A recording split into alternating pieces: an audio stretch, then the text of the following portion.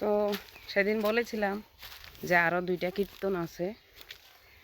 সম্ভবত যেহেতু আমি কীর্তন পছন্দ করি, সেক্ষেত্রে যাওয়ার ইচ্ছা আছে। ভগবান যদি কৃপা করে তাহলে হয়তো বা যাব।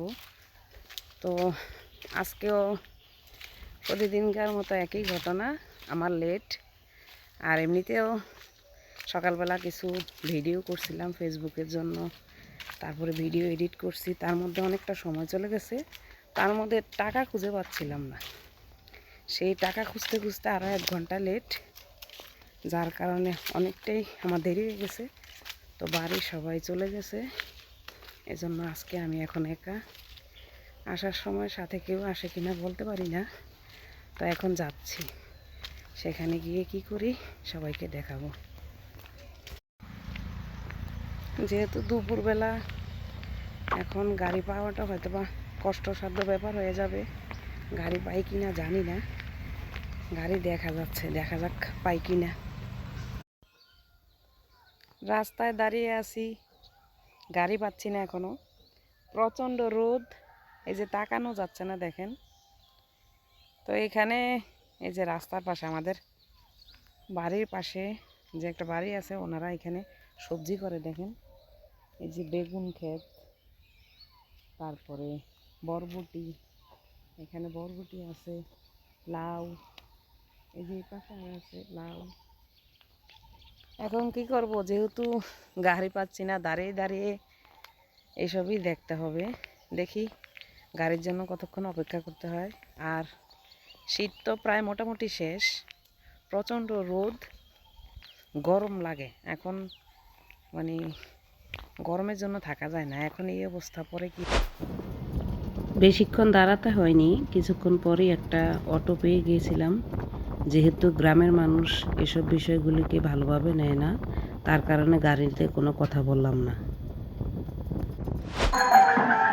এই যে কীর্তন বাড়ির সামনে চলে এসেছি।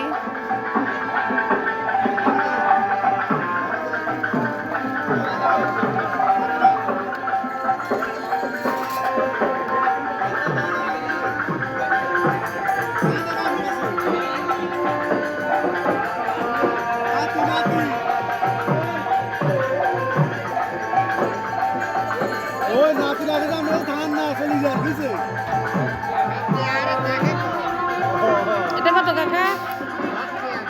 10 টাকা।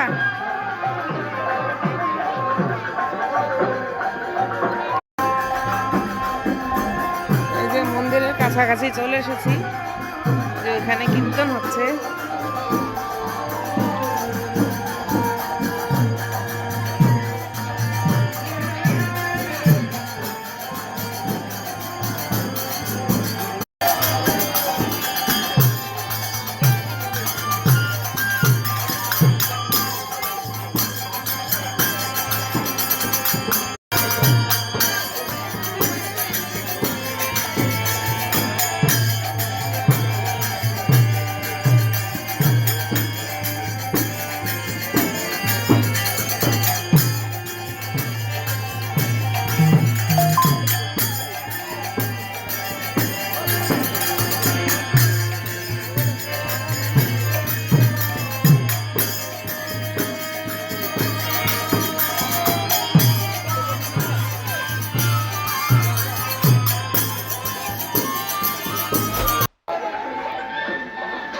এখানে সবাই প্রসাদ পাচ্ছে, দেখুন। এর আগে এক বেশ উঠেছে, এই যে এটা দ্বিতীয় পাত্রী চলতেছে।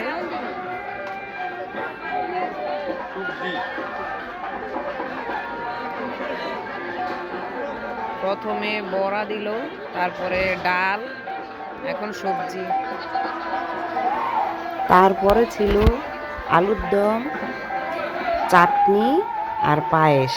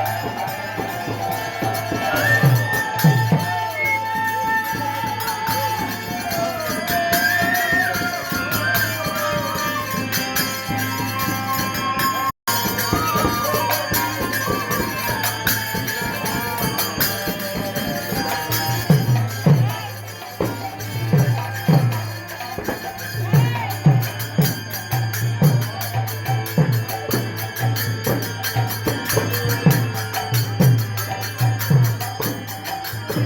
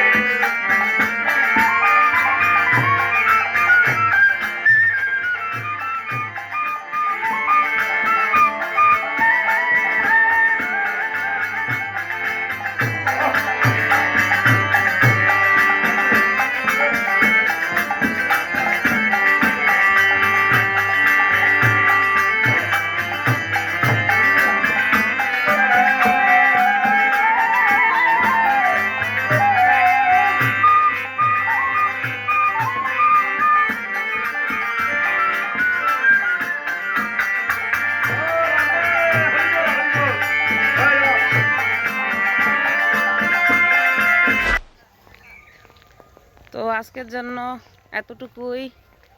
সবাই ভালো থাকবেন, সুস্থ থাকবেন। আবার দেখা হবে আবার নতুন কোনো একটা ভিডিও নিয়ে। Tata, bye bye.